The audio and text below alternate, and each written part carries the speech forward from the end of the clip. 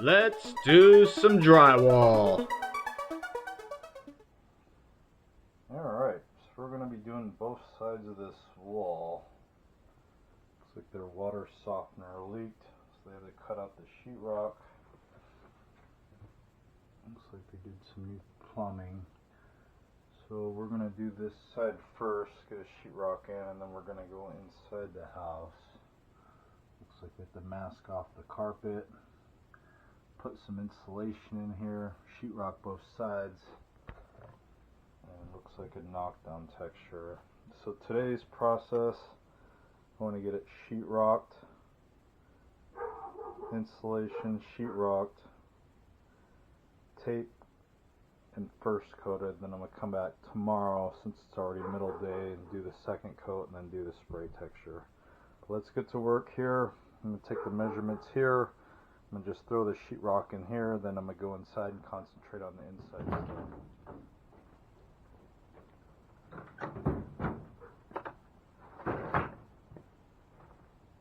I already used 3-foot sections of insulation, so I pre-cut that. I had some on hand out of a roll that I just bought. So instead of bringing the whole roll insulation with me, I just brought what I needed.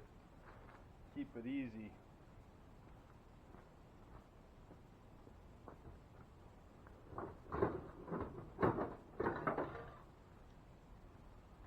T-square. Alright, time to use the hanging tools, measuring tape, screw gun, drywall screws, tape measure, all that good stuff. I'm just using my basic stuff here since it's such a small patch. Alright. I'm going to go take my measuring pencil to the floor, 29.5, but I like to kick it up 1/8 of an inch or so since it's going to have baseboard. So I'm going to just say 29.25 by, all the way to the wall, by 31. Pretty simple, 29.25 by 31 inches. I like to write it down if possible, even on bringing on a scrap so I don't forget my measurement. Remember that. Or nowadays you can take a picture of it with your phone. New sheetrock, new project, always use a nice new razor blade. These razor blades are not as good as they used to be. It seems like every job you have to switch them out. So if I'm cutting new sheetrock, I like to use a brand new razor blade, sharp razor blade. Nothing's worse than trying to cut sheetrock with a dull razor blade.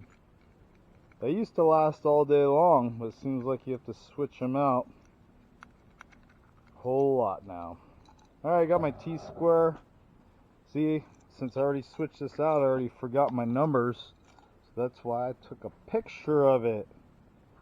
What does my picture say here?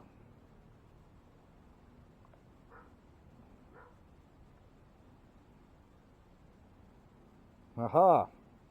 29.25 by 31. Pretty simple. I'm going to go here. 29.25. Mark that. And I know the full sheet is 48, so I'm not going to cut the whole sheet. But I'm going to go down here on the T-square. You can follow it down. I'm going to go right down to the 31. Just a little past it. I'm going to score it the second time.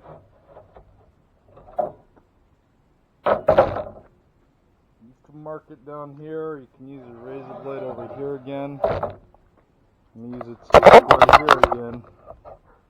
Maybe it's kind of hard, but it's numbered. You want to make sure you go in the correct direction. Right here, I'm going to mark it here at 31. Now I can use a T-square. Go this way.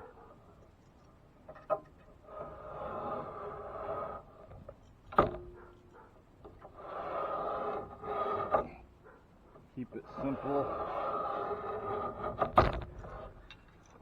And it's going to be kind of hard to cut that, so I'm just going to take it all the way down here.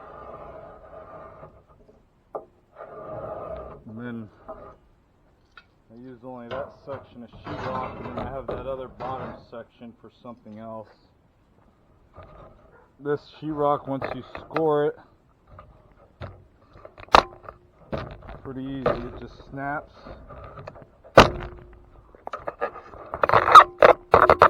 The back side, and you take your razor blade, that's why you want a nice razor blade, and just score the brown paper back side of it, and then it should just snap. Pretty simple. Same thing here, bottom cut, folds in half. Brown paper side, just cut it. No problem. Now you got your piece of drywall cut. Your extra piece. I don't waste no sheetrock since I do patchwork. If your sides are still rigid, you can always rasp it. You basically take that in.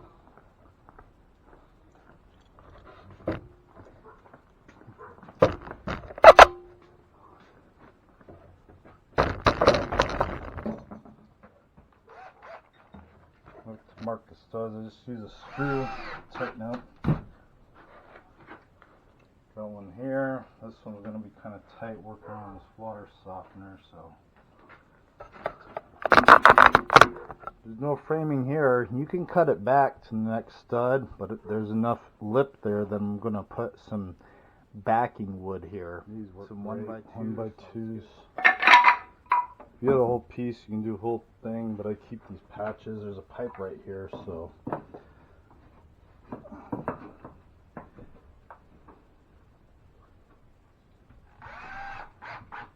You can do it this way or that way. Since there's a lip right here, this will be easier to catch right there. This one, since the stud's right next to it, I can actually cut it back, but try to get at least 2 screws in your wood backing. Mark your stud here, 4.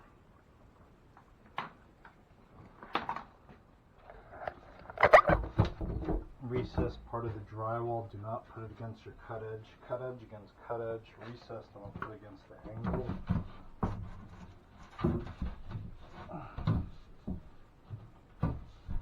She's tight. Take your razor and cut back your edge here. No big deal.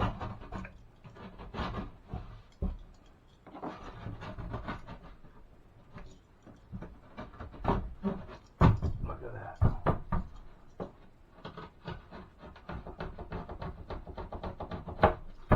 There we go.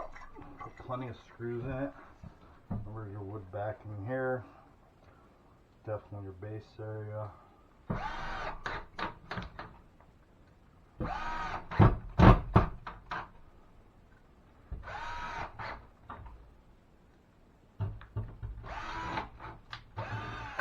Marked it here. So remember there's a stud there. Kick it over if you don't hit the stud.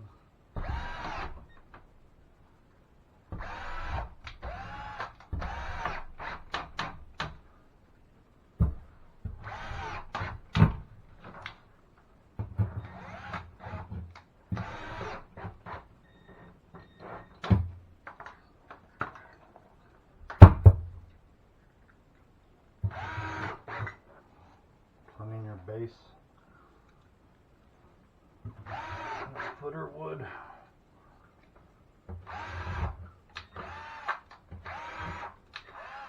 Hit your metal bracket.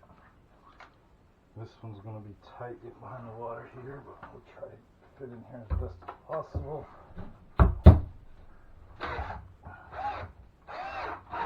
Look at that, I got lucky. See if I can get 2 or 3 more screws in there. I'm reaching around a tight area. Here.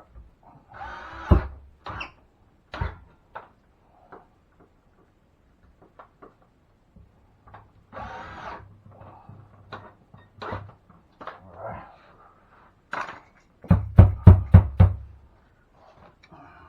2 more in the base.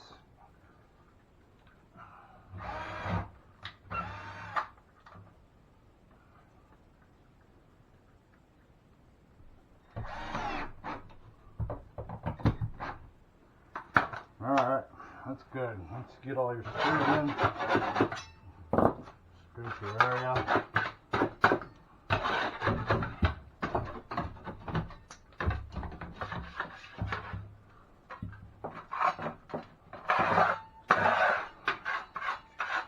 Like I said today, we're just going to get it taped and first coated. Come back tomorrow after the mud dries. Do second coat. Spray glue, optional. All this does help the fiberglass mesh bond to the old dusty drywall. Fiberglass mesh tape.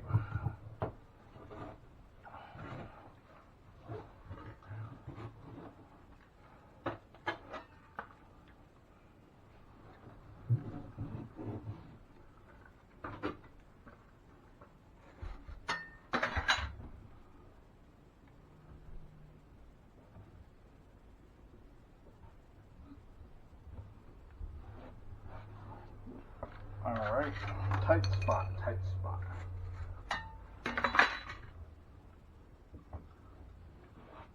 And once I go inside, I might not be able to talk as much because it is in somebody's house and they are home. So what we're going to do inside is mask the floor first. Then I'm going to put insulation inside the wall. Since I got this back side of sheetrock on, it's easier to put the sheetrock in with one side covered. Take my measurements, cut my sheetrock, install my sheetrock, and do the same thing, get everything fiberglass mesh tape. And then I'm going to turn around and I might just mix some 5-minute or 20-minute and just strike in all the fiberglass mesh. But then I'm going to follow it through with the joint compound that's going to have to dry overnight because it's almost 2:33 p.m. I've been working all day, so I just came here to get this all sealed up for them so they don't have a hole in their wall on both sides. Nothing to it in the garage.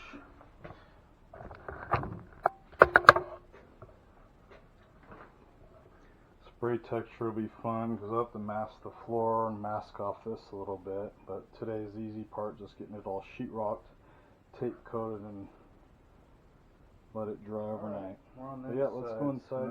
Since that sheetrock on the other part makes it easier to insulate this.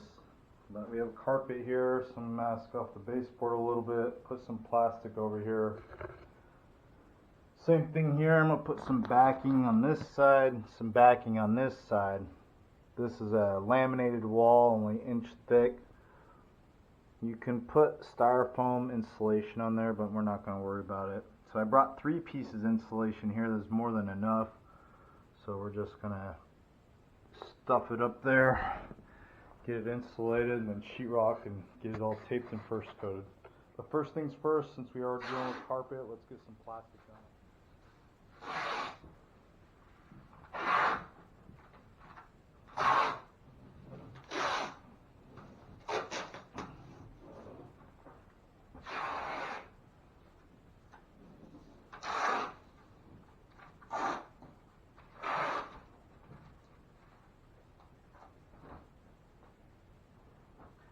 Using up all these partial rolls of masking, use them up.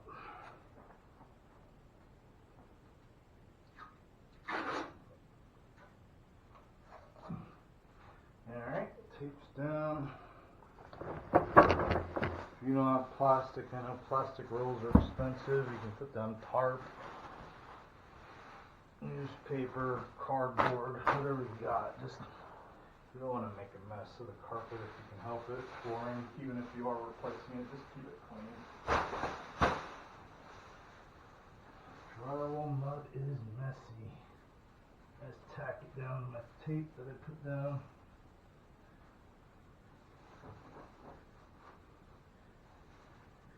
If I have to dial in the masking better tomorrow before I do a texture, I can do that too. Right now I'm just trying to get it sheetrocked and first coated today. That's all I'm worried about. Alright.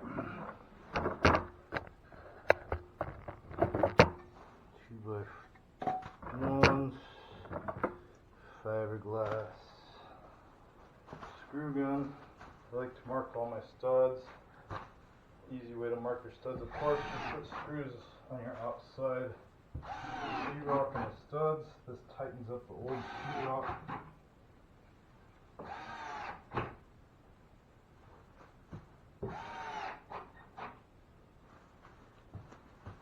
We have two boxes that go into play, no big deal.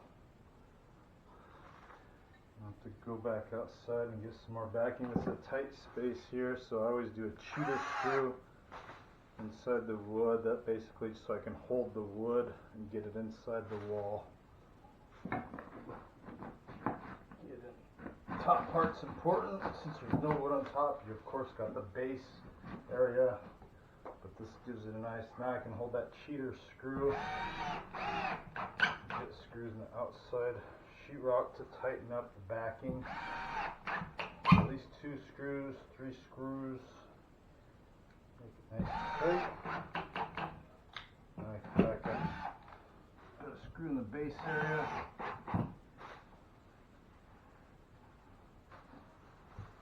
Pretty simple here. I'm going to get another piece of backing here, take my measurements, same thing here. This one, since there's no wood in the angle, I'm going to kick this one. I'm going to do this one first to the angle, and that's going to be at 22.5 or 22.4 to the floor. 2 foot, keeps it easy for me, 2 foot. So 22.5 by 2 foot, that's awesome. Then here, since I know I'm gonna have that piece of drywall go over there, it's gonna take that off, take a 1/2 inch that, so I'm just going to the, let's see, 8 or 33 3/4. Let's see, 33. Then it should be the same here, 2 foot high. Yep, by 2 foot. So that makes it really easy for me when they cut it out at 2 foot. So they almost knew what they're doing here. So like I said, you can take a picture of your measurements. If you have a piece of paper, you can write it on, piece of masking tape, write your measurements on. Since I have a piece of tape here, I'm going to just write it on here. Maybe easier to do it this way. 33 3/4 by 2 foot, and the second is 22.5 by 2 foot. You can measure by 3/4 quarters. Some guys like to measure by 1/8 or 2/8. It doesn't matter. It doesn't have to be exactly right on it. I see a nail pop here, so I'm gonna hammer that in. So I need to get backing, grab my insulation. And since I'm out there, I'm going to take my cuts off the sheetrock. Backing pieces, got plenty of them. Let's carry around a bucket, ready to go. Keeps it easy for me. Have my insulation, I have more than enough there. I'm going to take my measurements, same thing. And a piece of tape makes it easy. Tape's probably the easiest way because I could just stick it there. I don't forget my measurements like I always do. And same thing here. Use your tape measure. Such a small area, I can use my actual T-square for the measurements on this one. So that one's, we know they're all going to be 2 footers. So I'm going to go 33. And I'm going to just cut it 2 foot. 2 foot. Keep it simple. 2 foot. 2 foot. The original one was 22.5, 33. So I'm going to just do the 33. So same thing here. And just take it down. 33 3/4. 33 3/4. I like to take both sides so I can just run the T-square across. 33 3/4.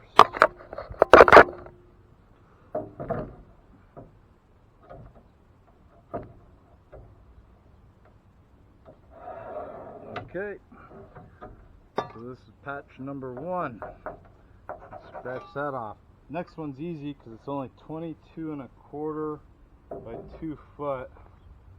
So same thing here with the T-square. I'm gonna just kick it over 2 foot.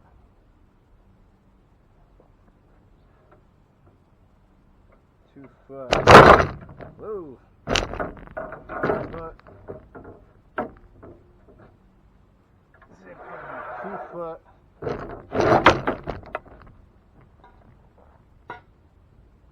And then it's 22 and a half. So go here, 22 and a half. Pretty easy. So right here, 22 and a half. Easy, easy. And it's pretty easy to line them up since you marked both sides to level it with the T-square.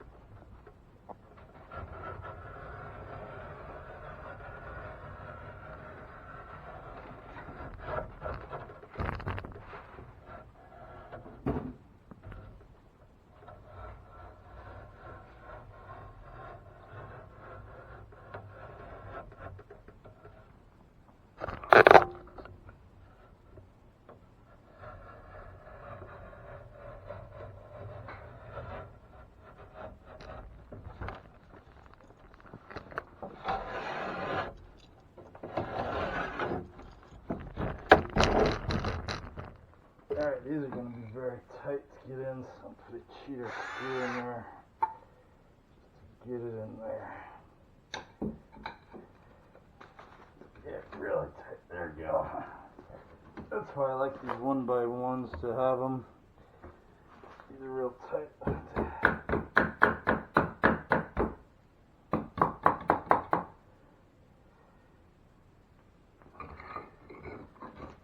Called a laminated wall.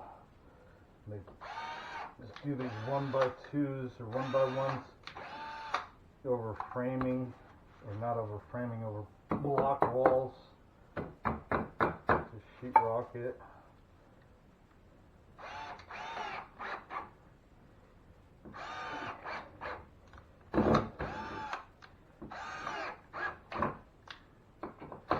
That's good.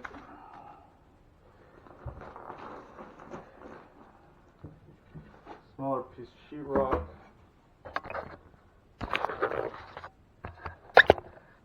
Smaller piece to recess edge. I'm going to try to put it in the angle if possible. She's tight. So cut it back. Cut it back a little bit, no problem. Or you could use a rasp. I have a rasp in here. And rasp the edges down really good. That just makes them so they're not so rough and chattery. Nice smooth cut edge.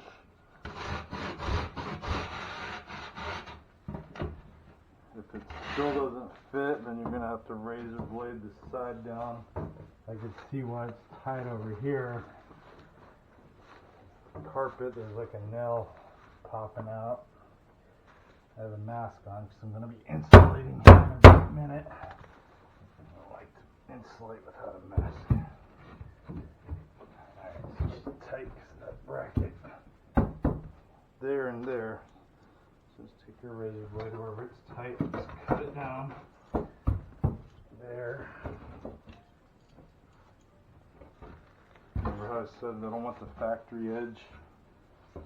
The factory edge of the angle. The reason to do that makes it easier to mud.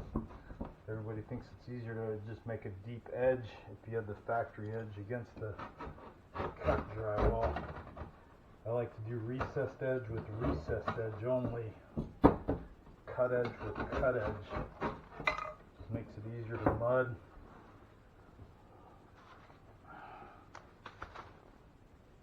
Sheetrock's cut back here a little bit. So when I kick it up here, so there's not a gap here, so I'm going to cut it back in a high spot over here so I can kick it up. There are sheetrock kickers out there. Basically, a kicker kicks up the drywall. But if you put a screw and just push it up with the screw, and there you go. It's tight and good. Really tight here on the cut edge. So just follow it with your razor blade.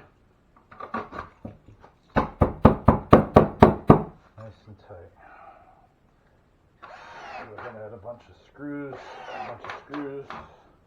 I like to do every 4 inches or so. Always put screws in the base area. That's where it looks like it's tight here from this carpet. Also put screws in your base existing drywall. They're going to put baseboard in, but it tightens up the old sheetrock. Plenty of screws in your base area. Makes everything tight. This carpet's getting in my way. I'm just going to tuck it out of the way for now. Put it back when I'm done.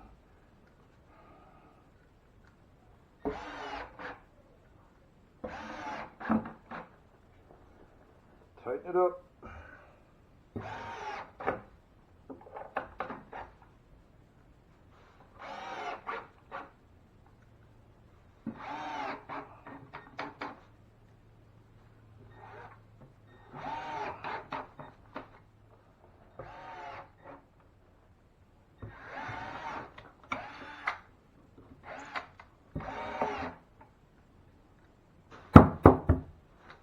Looks like she's tight with a bracket up there. Get my other piece of drywall. We'll put recessed edge against the angle, but I have boxes here. So easy way to do these boxes is just to measure them. Grab your pencil. I just go to each side, so it's 17.5. So I would go up to here. On this piece, I would just mark it 17.5. Usually, I know it's a 3-inch box. You can go 3 inches over, but I like to measure it. So we're just going to say it's going to be 19 3/4. So it's 19 3/4. Then you can take your T-square. There's other ways of doing this, but this is just keeping it easy. Right there.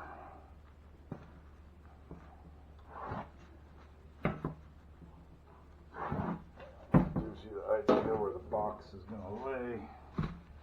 And this one looks like a telephone box. They didn't want to delete it. Cut that out at 29 and 31. Same thing here. This is at the very end, 29 and 31.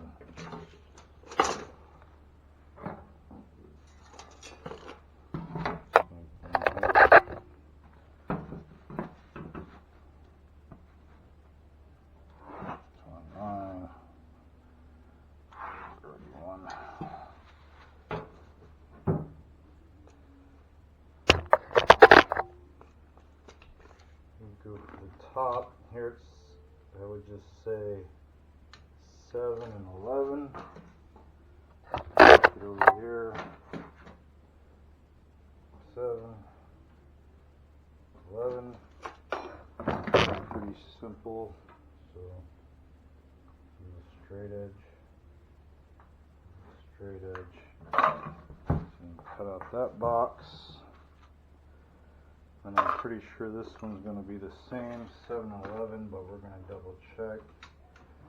Good thing I did, because it's 7. Let me double check.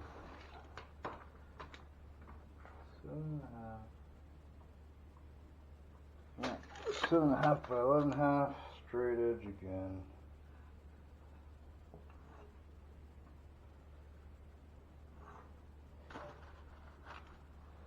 I like to use a keyhole saw when I'm in people's houses. I also have a roto-zip, but a roto-zip tends to kick up a lot of dust.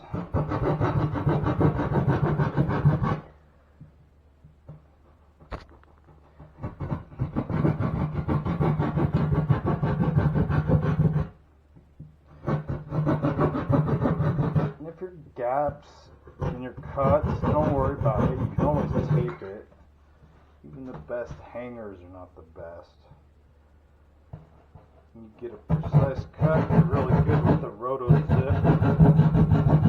But we're doing around tabbed boxes, so get it so the tab fits in there. The electrical box. Any gaps in the box are going to tape up anyways. Alright, so we got our boxes cut out. It's going to be a tight fit, make sure everything's out of the base area and screws, stuff like that. Should be tight, we might have to cut it back a little bit, but no problem. Now I have to cut back here. And the box is off just a little bit, and then your tab for your electrical's right there. Same thing there, cut it back. I asked to delete telephone line, but they said they want it just in case. A lot of people are getting away with the house telephone lines. Some people still like to keep them. Same thing here, you can use the rasp while you're cutting the edges. You can rasp your box if you want to get it purdy. Not necessary. Like we're tight on top, tight on the sides. That's okay, we'll cut it to fit.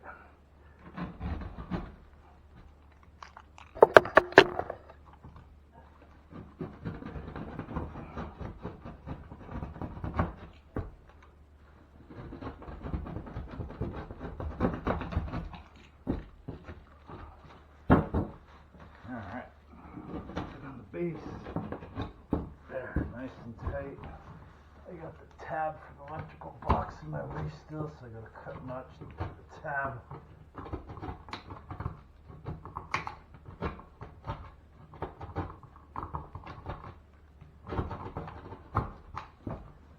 Alright. Yay. Add screws, tighten it up.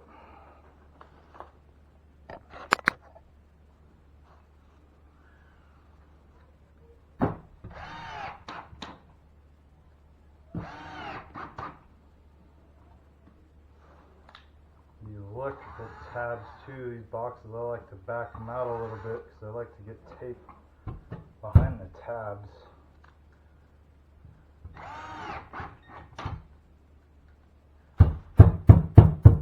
Insulation, make sure it's not bowing out the piece of drywall. Plenty of screws in your angle.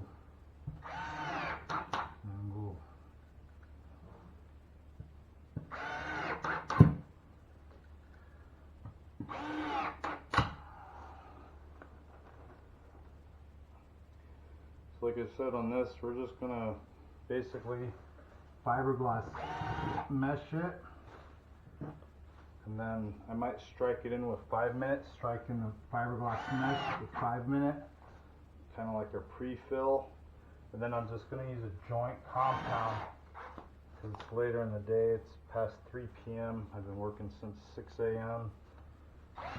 So I just want to get here today and get this first coated, and then I'll come back tomorrow and get it all second coated, touched up, and then do a texture on it for them so they can put the room back together.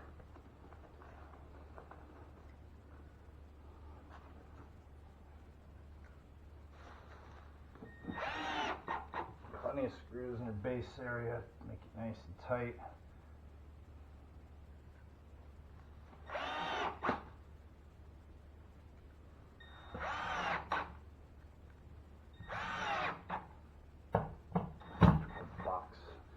Then my backing, remember I put that backing here. It's pretty tight there, but that backing gives it extra strength on the joint so it doesn't crack out where the new and old sheetrock meet. Nice and tight, nice and tight. I got masking here now, so I'm just going to go ahead and put on a receptacle. I like to mask it so I don't get mud, or you can just kill the power. But I don't want to go kill the power because it's not my house. They're still in the house living. Same thing here. Take your 6-inch knife, always scrape your cut edges, any goobers, and scrap drywall, get it out of there. The existing wall, I like to scrape that area where the caulking was from the baseboard, and I like to tape down past the baseboard area. Spray glue, optional, but I'm going to use it. It just helps the fiberglass tack to it. Or you could do pre-fill, and while your pre-fill is still damp, those tabs, I cut that tab out there. No big deal.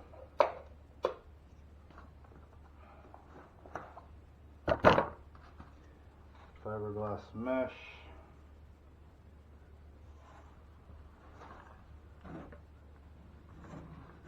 Go past your baseboard ends here, but I'm going to go all the way down to the floor so I know it's sealed. Any gaps around your box, the box cover will cover these, but I still like to do tight boxes, no gaps. Makes everything sealed up nicely. We got to mud all this anyways. Push these wires, get them out of the way from mudding.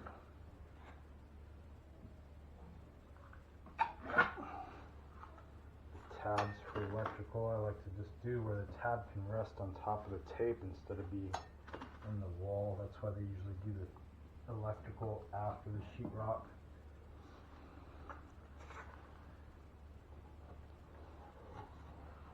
Pretty simple. There's no right or wrong way of doing drywall. The right way is to get it done, and how you can avoid cracks. Plenty of screws, nice and tight, add backing, fiberglass mesh tape. I don't care what other people say about fiberglass tapes, it works. I have to warranty my work for a minimum of 2 years since I'm a licensed drywall repair contractor. So I always use this fiberglass tape. I've never had any issues with it yet. If I ever have any issues with it in the future, then I'll quit using it. Any gaps, anything you see, you can do 2 layers of fiberglass. Push it all down. That spray glue is good for it. Pushes it down. Angle gap here is going to cover with baseboard, but I'm still filled in. Nice and tight, 90 degree. Everything's pushed down. I'm pretty much done.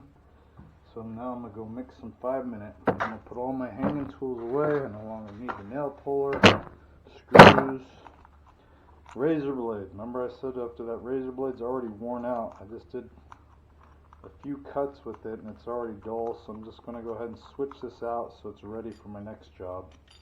You get 2 sides of each blade, so that way my blade will be ready for tomorrow. Nothing's worse than trying to cut sheetrock with a dull blade, and I think they purposely make them so they only last a few cuts, so you have to buy more of them. Marketing.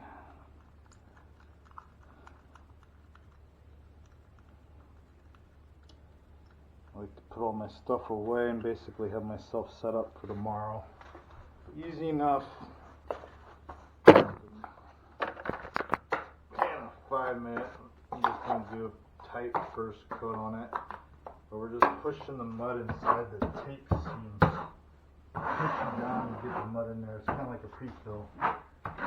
Or you can get a pre-fill before you tape. That technique works. With the fiberglass, you get the mud really pushed in there. Pushed in there. Fills in the gap, fills in the crevices of the fiberglass, gets inside all the nooks and crannies. I'm going to just do basic coat over this. It's 5 minutes, so it's going to dry. Then I'm going to follow it through with the second coat of joint compound. I'm just going to let that dry overnight. Come back tomorrow and coat it up.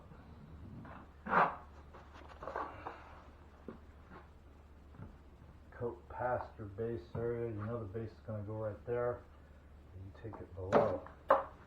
Detail, you can use a smaller 6-inch knife. Get around these box edges, no big deal. Around the box, they call it detail.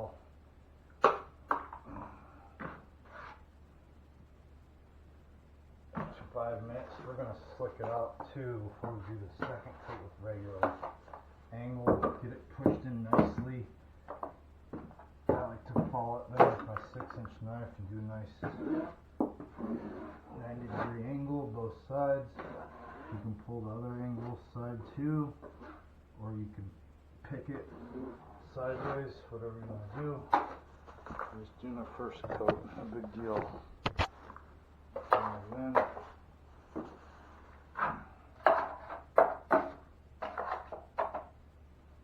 test your baseboard. One side's deeper than the other, you're going to have to float out the deep side. So since I did cut edge and I didn't do no recessed edges, this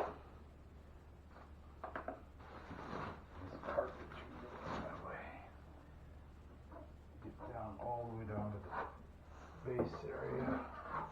And now I hammer in, fill that in. Make sure you got everything coated, all your rows of nails. Even though the screws are going to get covered with baseboard, I still like to get a first coat on them if possible. Double check everything. Get this carpet pulled back until we do second coat. Back in our first patch, my leftover 5 minutes. Gotta hurry up and get it on. Anything there, just strike it in. Tape.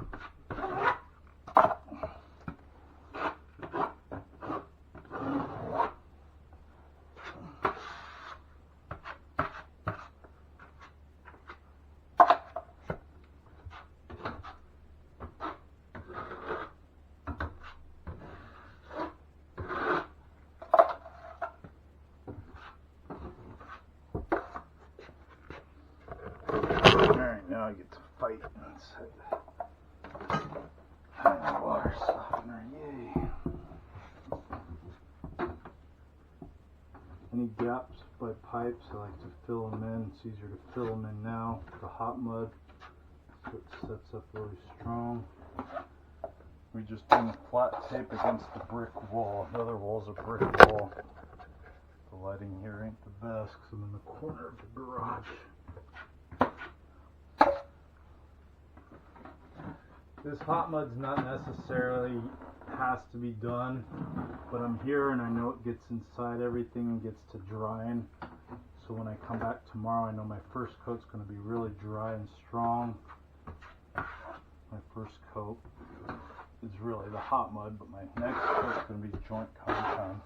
Alright, once I got that mud on, I only have a little bit of mud left, and it's starting to set up. It's a 5-minute mud, so you have to work quick. I don't want to waste my mud, so I'm going to scrape it all together and see what I can use to put on the seam with my coating knife. I don't like to waste materials because materials aren't cheap anymore. But the hot mud's going to set it up like a cement. That's why it'll never crack. People that say fiberglass is no good, fiberglass cracks, yeah right. Get that mud pushed inside there, almost like a pre-fill technique. And then if you use hot muds, especially, hot muds are more professional grade materials. Coat your nails, hit your base area. That's pretty much all I can do with that hot mud because it's starting to dry. Let's go ahead and clean your tools out. Your next step, we're going to sponge all this off with a wet sponge and a 6. Kind of do a slick out technique, and then we're going to follow through with a regular joint compound, coat it out. That way it can get to dry overnight. Really quickly, my sponge. You know, in most of my videos, how I do a slick out technique. I also have a video on slicking out hot mud, but mostly getting rid of that edge. I would compare it to like a wet sanding technique without the dust. If you're going to use hot muds, you have to slick them out before they set up. Not after they set up, before they set up. It's like manipulating clay, manipulating cement. You're taking off the extra materials.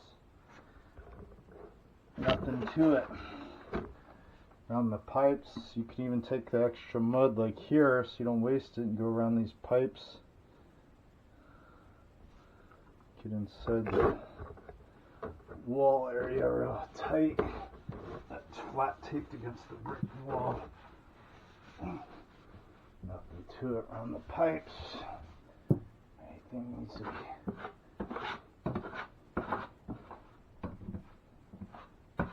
Geez, that first coat after you slick it out nicely is almost like a second coat. Pretty much is a second coat.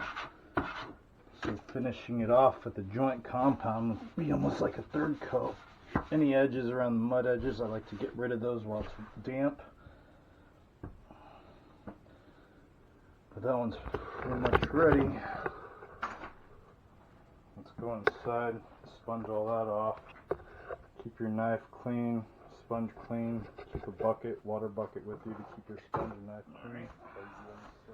Same thing here. I like to start on my angle if possible. I don't want my angle to really set up, and you push the mud in there and it gets inside the angle nicely. Get rid of those edges. Get rid of those edges. Take your 6 and put a little bit of dampness and roll all through. I could sit here and probably do another coat of 5-minute mud and just get this all textured up, but the job's literally like 4 miles from my house, so I'm just going to come here tomorrow and finish it up. That way it gets to dry overnight. No hurry. I had this job set up to start tomorrow, but I had some time today, so that's why I started on it today. At least go pick up the sheetrock, make the most of my day today, my extra time since I finished my other job earlier. Get rid of that edge, all your excess mud. Move on to this other wall. Same thing there. But yeah, this hot mud's set up pretty good already. You're pushing down, pushing down hard. That little gap right there, you're pushing that mud back inside the seam. So if anybody says hot mud cracks, yeah right, because this is literally pushing mud over it, setting up like a cement. All the excess mud. Alright. I brought in a pan of joint compound. A little thin side, but that's fine. We're just literally going to go over everything that we first coated. Nice healthy coat. To let this dry overnight, get an angle really good. I'm going to pull the angle this way, sideways.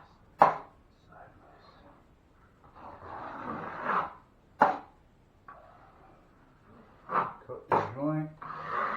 Any deepness, fill in the deep side more than you would on the side that isn't deep.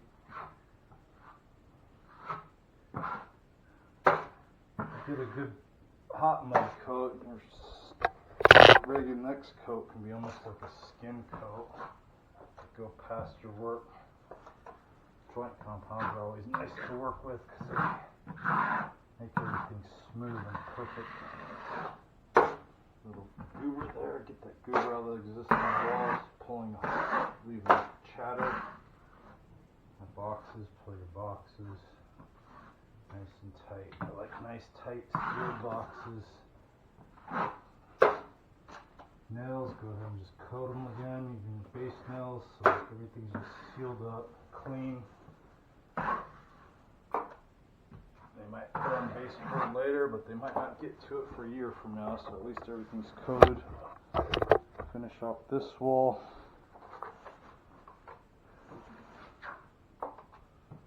And tomorrow I'm going to come here and maybe lightly sand it, scrape it, sponge the edges. If it needs another coat, I'm going to do a tight coat on it again. Mask off everything and then do a spray knockdown. See this one? I'm just basically coating the whole sheetrock area. Nice clean knife inside the angle, nice clean angle. Some guys also like to follow the angle like that with their finger, like they're cocking it, and then take off the extra mud. So it makes a nice angle.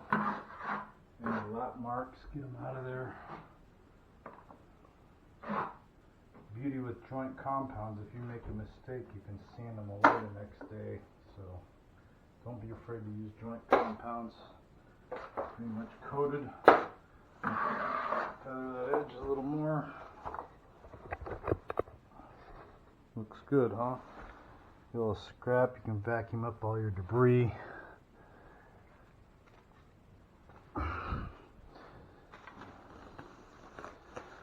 Kind of push this back just to get it out of the way.